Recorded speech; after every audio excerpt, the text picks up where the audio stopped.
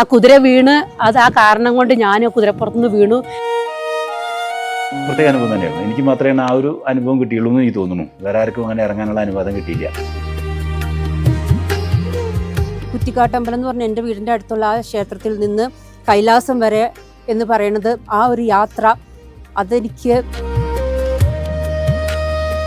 ഓം നമ ശിവായ നമ്മൾ പറയുന്നതിന് പകരം അവർ പറയുന്ന ഓം മണി പത്മേ നമ. ഹിമാലയത്തിൽ പോയാൽ എന്താണ്, അല്ലെങ്കിൽ കൈലാസത്തിൽ എന്താ നീ കണ്ടതെന്ന് ചോദിച്ചാൽ ഒരുപക്ഷെ കുറച്ച് മഞ്ഞ് കണ്ടു അല്ലെങ്കിൽ കുറച്ച് മല കണ്ടു എന്നുള്ളതല്ല, നമ്മുടെ ജീവിതത്തിന് നമ്മുടെ മനസ്സിന്റെ ഉള്ളിൽ ഒരു പ്രത്യേക അനുഭവം ഉണ്ടാകും.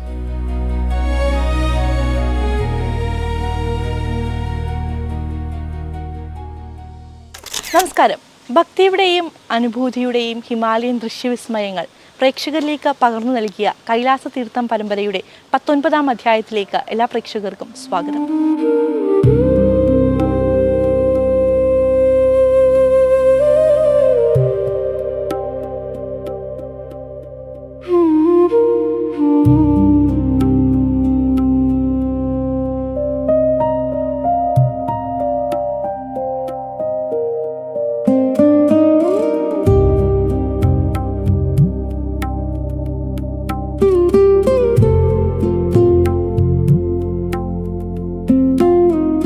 കൈലാസനാഥന്റെ അനുഗ്രഹത്താൽ നമ്മൾ ആരംഭിച്ച ഈ ആത്മീയ യാത്ര അവസാന അധ്യായത്തിൽ എത്തി നിൽക്കുമ്പോൾ ഉള്ളിൽ ചാരിതാർത്ഥ്യവും സന്തോഷവും കരകവിയുകയാണ്. കഴിഞ്ഞ അധ്യായങ്ങളിലൂടെ തുടർച്ചയായി ഞങ്ങളോടൊപ്പം ഈ യാത്രയിൽ ഭാഗമായ കൂടുതൽ പ്രിയപ്പെട്ട സഹയാത്രികരുടെ അനുഭവങ്ങളാണ് ഈ അധ്യായത്തിലും നിങ്ങളുടെ മുന്നിലേക്ക് ആദ്യം എത്താൻ പോകുന്നത്.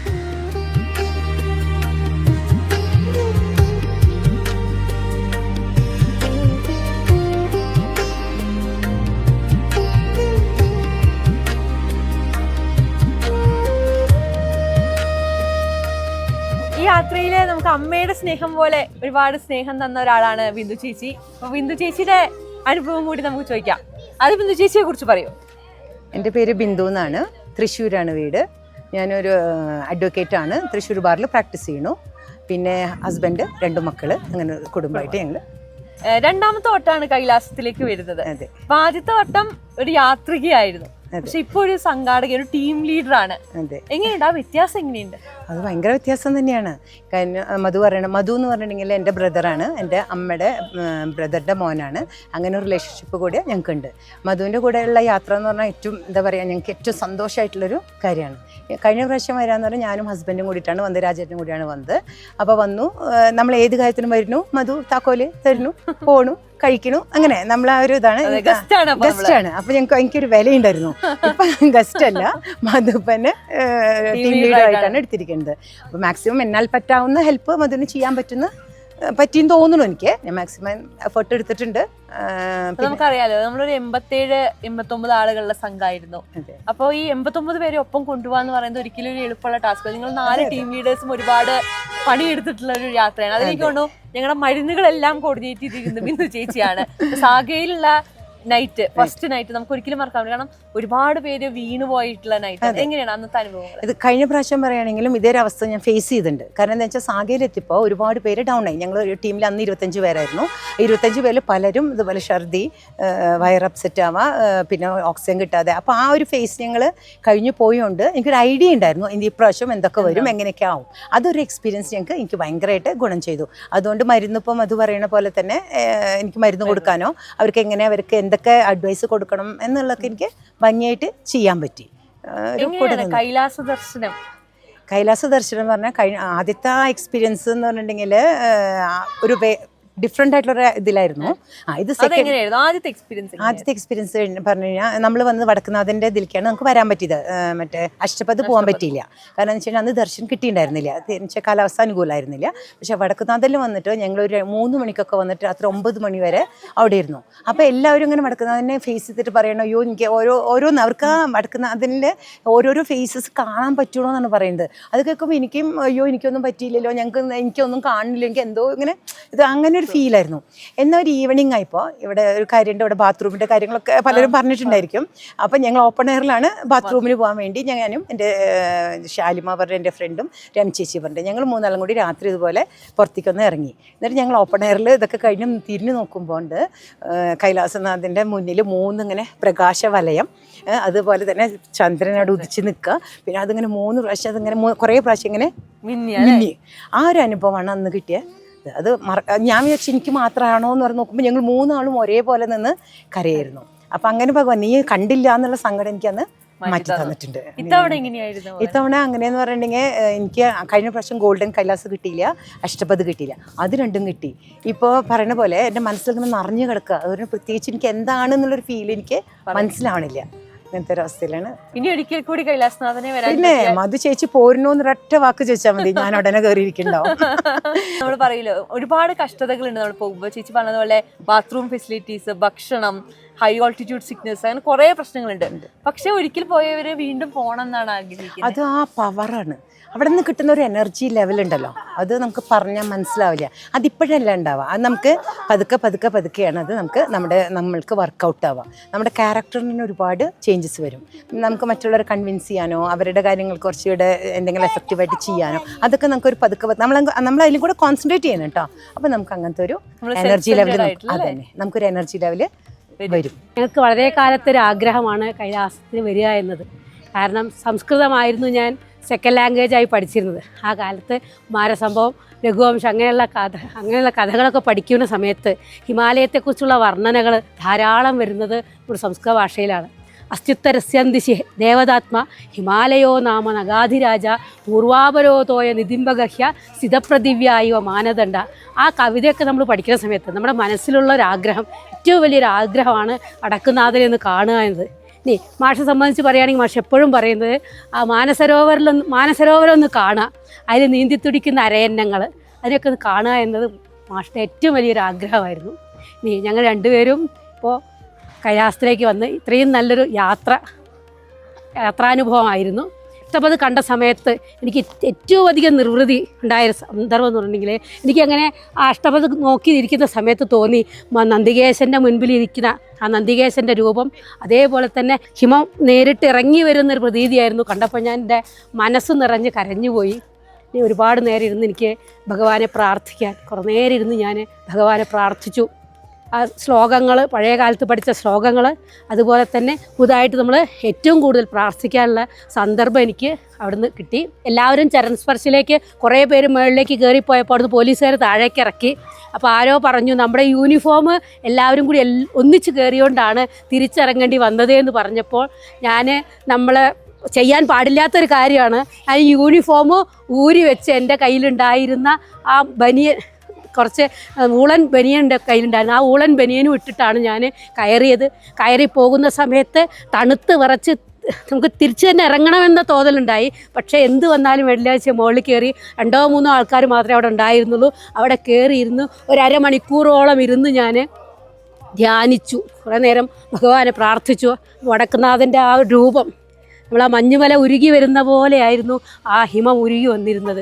അത് കണ്ട് കുറേ നേരം മനസ്സുകളൊക്കെ പ്രാർത്ഥിച്ച് തിരിച്ചിറങ്ങുന്ന സമയത്ത് എനിക്ക് ആ കയറിപ്പോയ യാതൊരു ബുദ്ധിമുട്ടും ഉണ്ടായില്ല എന്ന് മാത്രമല്ല ആ തണുപ്പ് എനിക്ക് അനുഭവപ്പെട്ടില്ല. സുഖമായിട്ട് ഞാൻ ഇറങ്ങി വന്നു. അപ്പോൾ ഭഗവാനെ ശരിക്കും അനുഗ്രഹിച്ചത് കൊണ്ടാണ് എനിക്കങ്ങനെ ഇറങ്ങി വരാൻ സാധിച്ചത്. സൂര്യൻ്റെ ആദ്യ കിരണങ്ങൾ ആ കൈലാസനാഥനിൽ പതിക്കുന്ന സമയത്താണ് ആ സ്വർണ്ണവർണ്ണത്തോടു കൂടിയ കൈലാസനാഥനെ കാണാൻ അവസരം കിട്ടി. കാരണം എൻ്റെ കുതിരക്കാരൻ കുറച്ച് ലേറ്റായിട്ടാണ് വന്നത്, അതുകൊണ്ടാണ് എനിക്ക് അവസരം കിട്ടിയത്. അപ്പോൾ ഭഗവാൻ ശരിക്കും അനുഗ്രഹിച്ചുകൊണ്ടാണ് അത് കാണാനുള്ള അവസരം കിട്ടിയത്.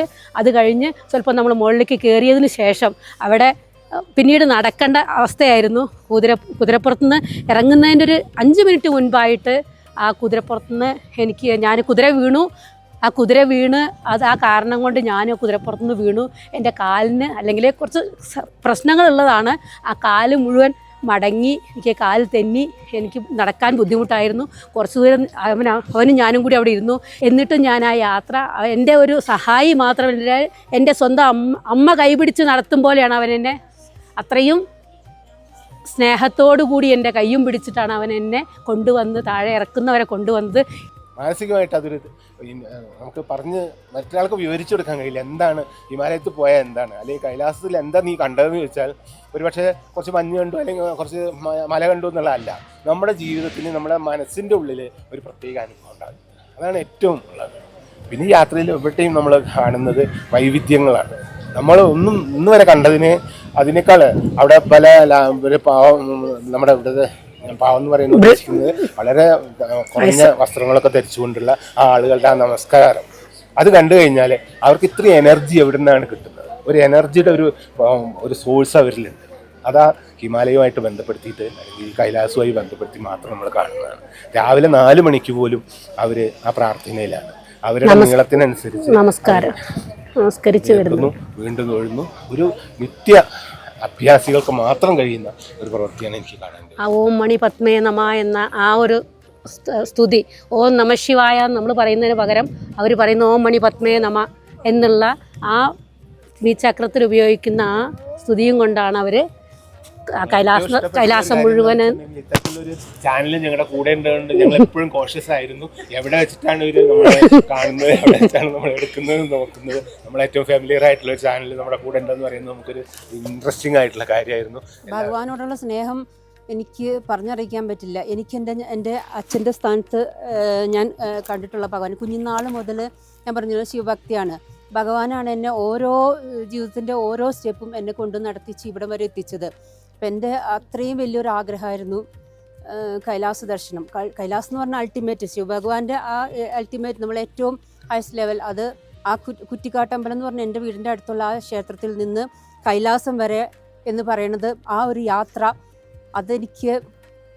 അതിന് ഞാൻ ആരോടൊക്കെ നന്ദി പറയണമെന്ന് എനിക്കറിയില്ല. ഈ എൻ്റെ പൂർവികരോടും എൻ്റെ അച്ഛനും അമ്മോടും പിന്നെ ഞാൻ ആരോടൊക്കെ നന്ദി പറയണം? ഈശ്വര, എൻ്റെ കുറ്റിക്കാട്ടപ്പനോടും കൈലാസനാഥനോടും പാർവതി ദേവിയോടും പിന്നെ ആരോടൊക്കെ നന്ദി പറയേണ്ടതെന്ന് എനിക്കറിയില്ല. എന്നെ ഇവിടെ കൊണ്ടുവന്നെത്തിച്ച ആ ശക്തികളോട് എല്ലാവരോടും നന്ദിയും സ്നേഹവും എൻ്റെ പ്രാർത്ഥനയും ഇനിയും എൻ്റെ കൂടെ ഉണ്ടാവണേ എന്ന് മാത്രം.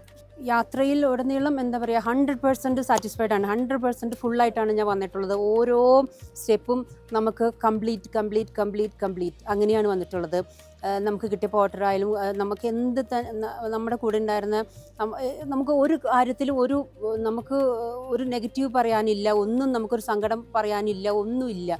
മനസ്സ് നിറയുക എന്ന് പറയില്ലേ, കംപ്ലീറ്റ് ആവുക. ഞാൻ കംപ്ലീറ്റ് ആയി കഴിഞ്ഞു, ഇനി ഒന്നുമില്ല ലൈഫിൽ. അതുപോലെ നമ്മൾ എല്ലാം ഫുള്ളാണ് യാത്രയിൽ. കൈലാസത്തിനെ വർണ്ണിക്കാൻ മാത്രമൊന്നും ഒരിക്കലും നമ്മളൊന്നും വളർന്നിട്ടില്ല എന്നാണ് എൻ്റെ ഒരു കാഴ്ചപ്പാട്. അത് ഒരു വ്യത്യാസം തന്നെയാണ്. നോക്കിയപ്പോൾ ടിബറ്റിൽ കടന്നതിന് ശേഷം എത്രയോ ആയിരക്കണക്കിന് മലകൾ നമ്മൾ കണ്ടു. എന്താ ഈ കൈലാസത്തിൻ്റെ പ്രത്യേകത?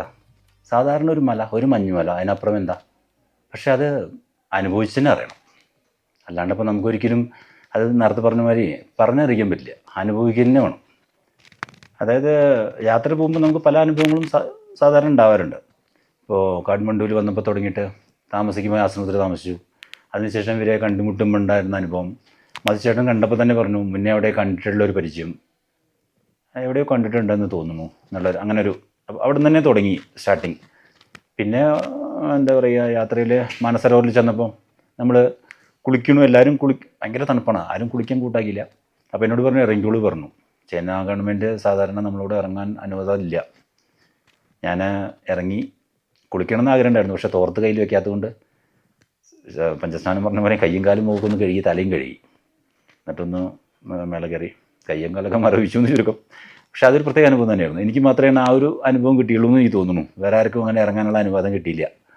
അതൊരു അനുഭവം തന്നെയാണ്. കാരണം ഈ ഗ്രൂപ്പിൽ 10-90 പേരുണ്ടായിട്ടും ആരും ഇറങ്ങി നല്ലോണം ഒരു കുളി പോലെ ഒന്നും നടത്തിയിട്ടില്ല എന്നാണ് എൻ്റെ അതൊരു വ്യത്യസ്തമാണ്. പിന്നെ യാത്രയിലുണ്ടായിരുന്ന ഓരോ ആളുകളും ഇത്രയും പുണ്യാത്മാക്കളുടെ കൂടെ യാത്ര ചെയ്യാൻ പറ്റുക പറഞ്ഞാൽ അതന്നെ വലിയ ഭാഗ്യമല്ലേ. നോക്കിക്കോ, ഇപ്പോൾ ജനഡീവി ആണെങ്കിലും ശരി, അതിലിപ്പോൾ ഈ 2 പേരും എത്രയോ പേര് അവിടെ സ്റ്റാഫുകളുണ്ടായിരിക്കാം, ഇവർക്കല്ലേ ആ ഭാഗ്യം കിട്ടിയുള്ളൂ. അതൊരു വലിയ സംഭവമാണ്. കാരണം നമ്മൾ വിചാരിക്കും നമ്മളെന്തൊക്കെയോ ആണെന്നും, പക്ഷേ അത്തരത്തിൽ അങ്ങനെയല്ല. ദൈവത്തിൻ്റെ വിളി വരുമ്പോൾ തന്നെ അവിടെ എത്താൻ പറ്റുള്ളൂ. അത് വലിയൊരു ഇതാണ്. ഇത്രയും ആളുകൾ 96 പേരെ കണ്ടെന്ന് സംശയം, അത്രയും പേരുണ്ടായിട്ട് അവരുടെ കൂടെ നമുക്ക് യാത്ര ചെയ്യാൻ പറ്റുക. ഓരോരുത്തർക്കും ഓരോ വ്യത്യസ്ത അനുഭവങ്ങളുണ്ടാവും. അപ്പോൾ അതിൽ എനിക്ക് ഒരുപാട് അനുഭവങ്ങളുണ്ട്. ഇത് പറഞ്ഞു കഴിഞ്ഞാൽ ചിലപ്പോൾ ഒരു മാസം പറയാനുണ്ടാവും, അത്രയും അനുഭവങ്ങളുണ്ടായിട്ടുണ്ട്. ഓരോ സമയത്തും ഒരു കല്ലെടുക്കുമ്പോൾ പോലും നമ്മളതിൽ കൈലാസത്തിനെ കാണാൻ പറ്റും. അല്ലെങ്കിൽ നമ്മൾ മലയുടെ മുകളിലേക്ക് നോക്കുമ്പോൾ ശിവൻ്റെ രൂപം കാണാം, നന്ദിയുടെ രൂപം കാണാം.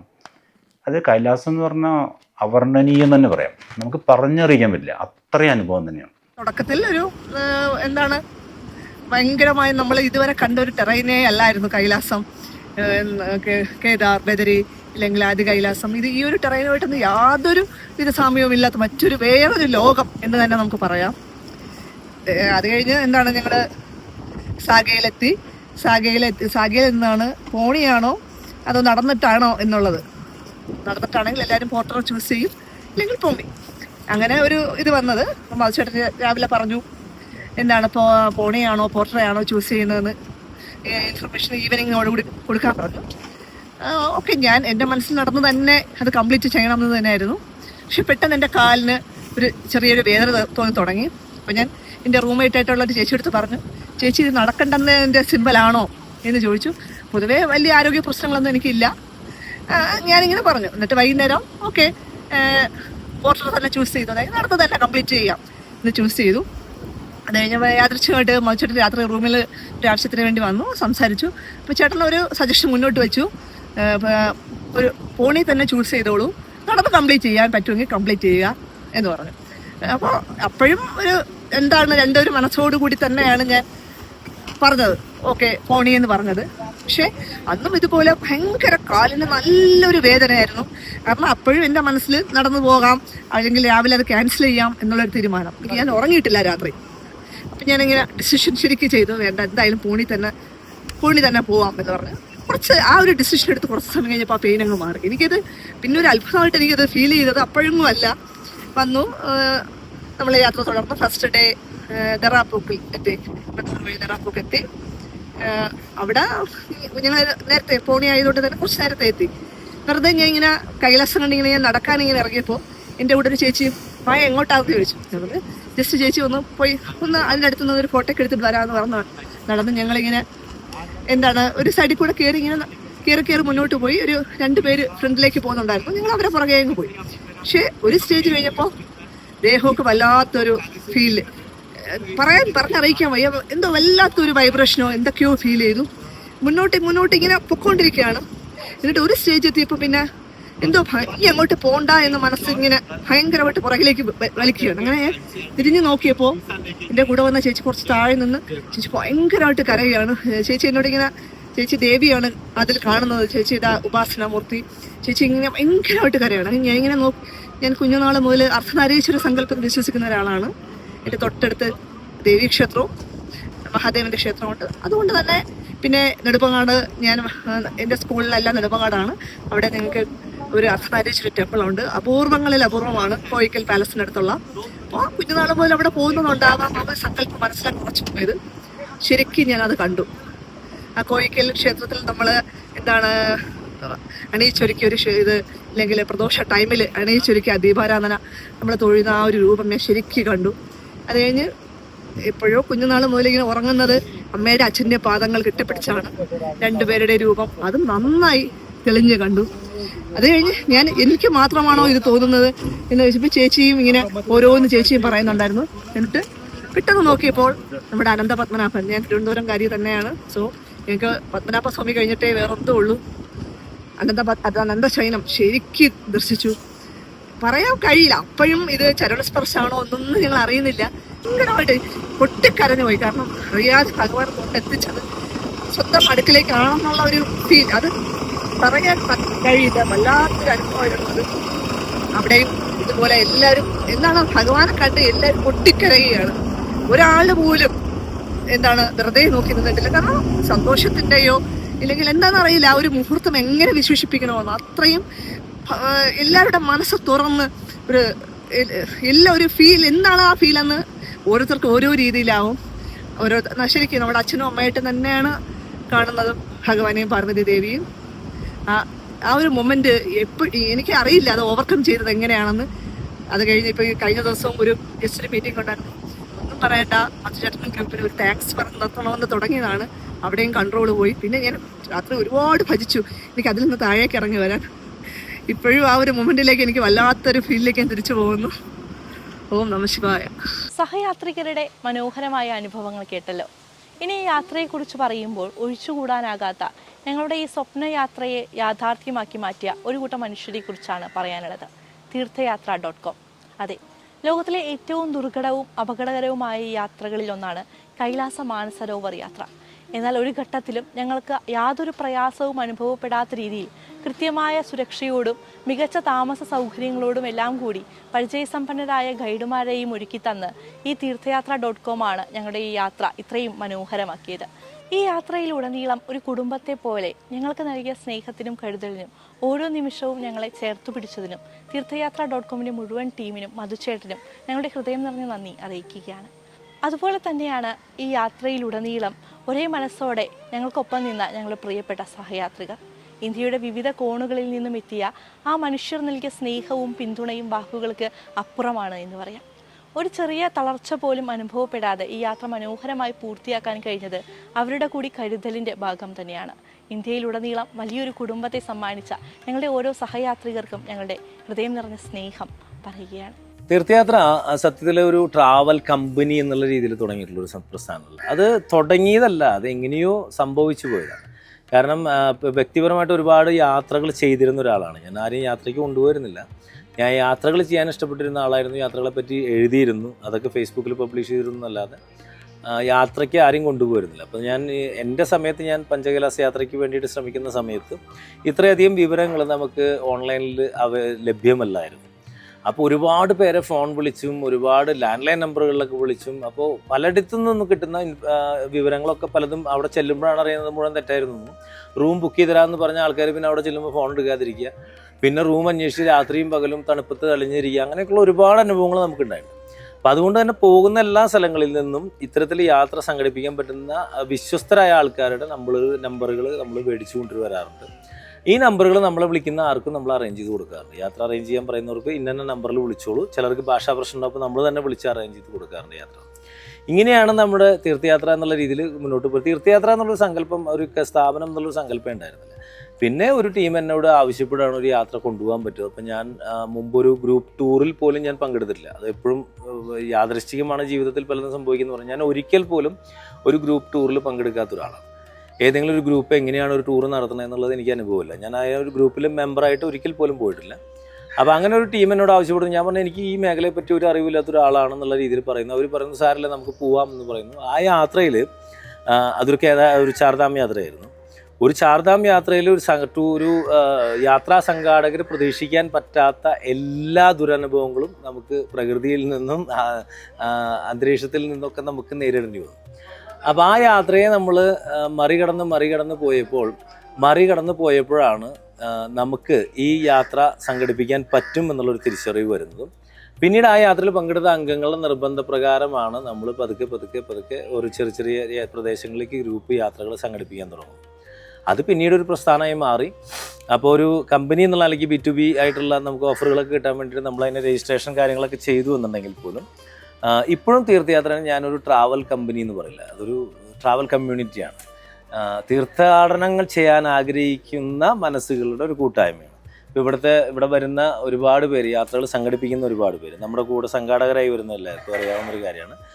അടിസ്ഥാനപരമായി തീർത്ഥാടനമാണ് ഇത് നമ്മൾ നടത്തുന്നുള്ള ബോധത്തിലാണ് നമ്മുടെ എല്ലാ പ്രവർത്തനങ്ങളും. അപ്പോൾ ഇതൊരു സ്ഥാപനം എന്നുള്ള രീതിയിൽ വലുതാവുന്നതിനേക്കാൾ ഞാൻ ആഗ്രഹിക്കുന്നത് ഒരു ആശയം എന്നുള്ള രീതിയിൽ, ഒരു മാതൃക എന്നുള്ള രീതിയിൽ ഇത് വലുതാവണം എന്നാണ് ഞാൻ ആഗ്രഹിക്കുന്നത്.